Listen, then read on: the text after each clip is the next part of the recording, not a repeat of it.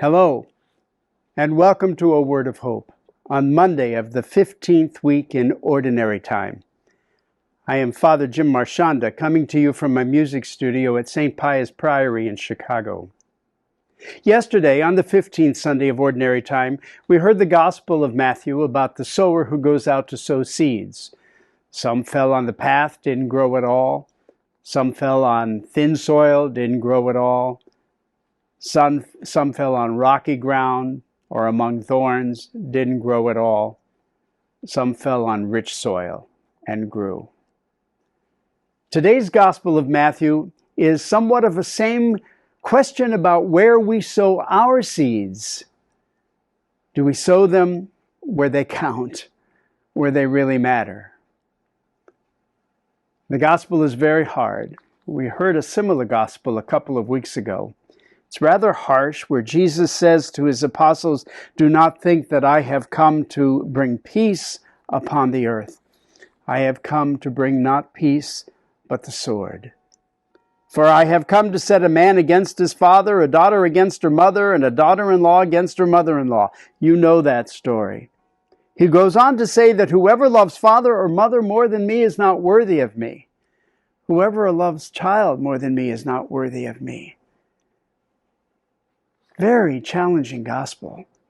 But what Jesus is saying is, make sure that I am part of your equation. Make sure that God and the kingdom of heaven is part of everything else that you're concerned about. Make sure that of all the concerns in life you have, the responsibilities you have of mother and father and child, all of that. He's not saying disrespect or dishonor those. He's saying keep it all in balance and make sure that I am as much a part of your life as they are. As a matter of fact, make sure that God is even more a part of your life than every other concern you have in life. That's very challenging, isn't it? It is so natural to be consumed by everything that we have in life. Sometimes you hear people say about their jobs, "Oh my gosh, I'm working 50, 60, 70 hours a week, going crazy." Or they talk about school and their studies. "Oh, I'm having to study well into the hours of the night, writing papers and reading like crazy."